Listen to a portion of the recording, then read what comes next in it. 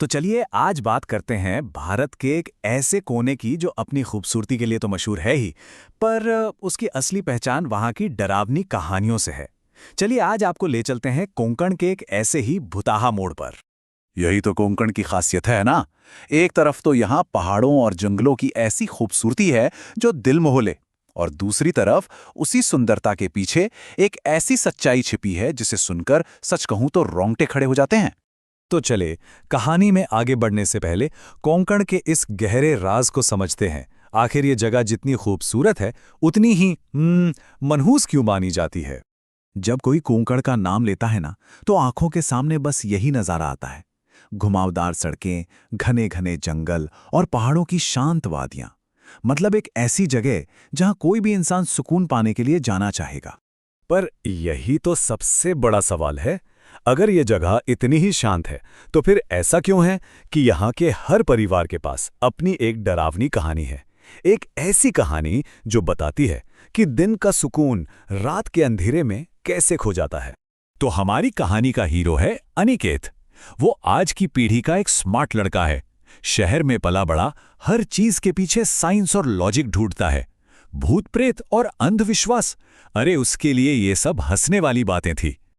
और बस यहीं से शुरू होती है अनिकेत के विश्वास की असली परीक्षा।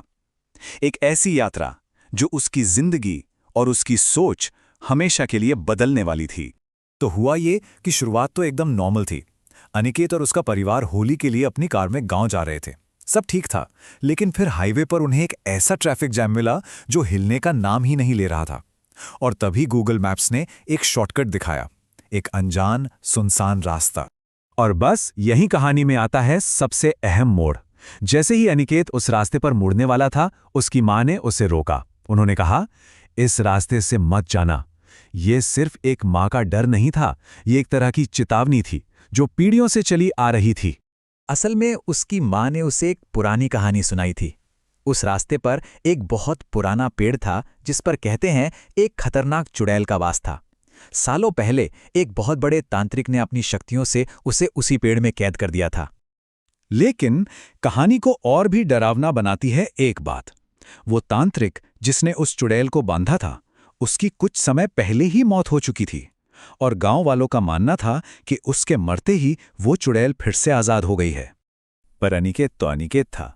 उसने इन सब बातों पर हंस दिया, मां की चेतावनी को नजरअंदाज कर दिया। इसे सिर्फ एक कहानी समझकर उसने अपनी कार उसी भूताहा रास्ते पर मोड़ दी। और ये उसकी जिंदगी की सबसे बड़ी भूल थी।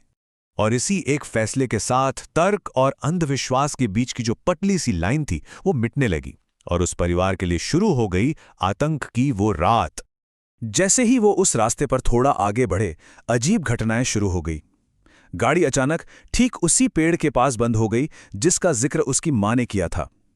अनिकेत ने गुस्से में उस पेड़ को एक तरह से चुनौती दे डाली। और फिर आधी रात को उसकी मां का अजीब व्यवहार सब कुछ एक बड़ी अनहोनी का संकेत दे रहा था। जैसे तैसे उन्होंने वो रात काटे। सुबह जब वो गांव पहुंचे तो अनिकेत ने अपने चचेरे भाई को रात की सारी घटना बताई। और जो जवाब उसे मिला, उसने उसके पैरों तले जमीन खिसका दी। सच ये था कि वो शक्तिशाली तांत्रिक कोई और नहीं बल्कि अनिकेत का ही परदादा था।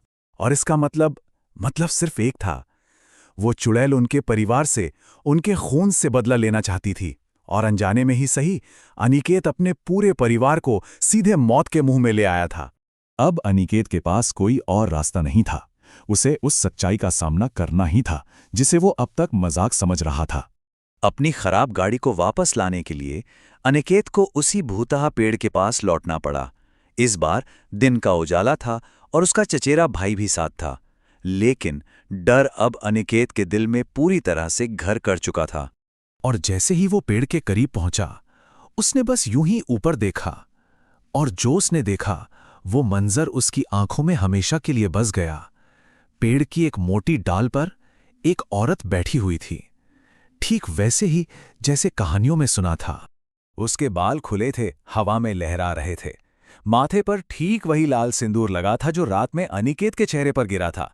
और उसकी आंखों में सिर्फ और सिर्फ नफरत थी जो सीधे अनिकेत को घूर रही थीं।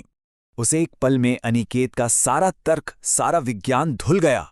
वो अपनी जान बचाने के लिए भागा, वो जंगल में और अंदर भागता गया, लेकिन उसे ऊपर पेड़ों की डालियों पर कूदने की आवाजें आ रही थीं, जैसे कोई शिकारी अपने शिकार का पीछा कर रहा हो। और साथ में गूंज रही थी एक बहुत ही डरावनी हंसी। तभी उसके भाई ने हिम्मत करके जोर से गाड़ी का हॉर्न बजा दिया। उस तेज आवाज ने एक पल के लिए उस आत्मा का ध्यान भटकाया, और बस वही एक पल अनिकेत के लिए काफी था। वो दौड़कर गाड़ी में बैठा और वे किसी तरह अपनी जान बचाकर वहां से निकल भागे। और अब कहानी का सबसे सबसे ज्यादा चौंकाने वाला हिस्सा। जब वो वापस मुख्य हाईवे पर पहुंचे तो अनिकेत ने हैरान होकर देखा कि वहां कोई ट्रैफिक जाम था ही नहीं। सड़क पूरी तरह से खाली थी, दूर दूर तक। मतलब एकदम साफ था। वो ट्रैफिक जैम असली था ही नहीं। वो एक मायाजाल था, एक फंदा जिसे सिर्फ और सिर्फ उन्हें उस भुताहा रास्ते पर लाने के लिए रचा गया था। उनकी किस्मत तो बहुत पहले ही तय हो चुकी थी। ये कहानी हमें ये सोचने पर मजबूर करती है कि शायद इस दुनिया में कुछ चीजें ऐसी होती हैं जिन्हें हमारा विज्ञान, हमारा तर्क नहीं समझ सकता। शायद कुछ राज ही रहें तो बेहतर है। क्या कहते हैं?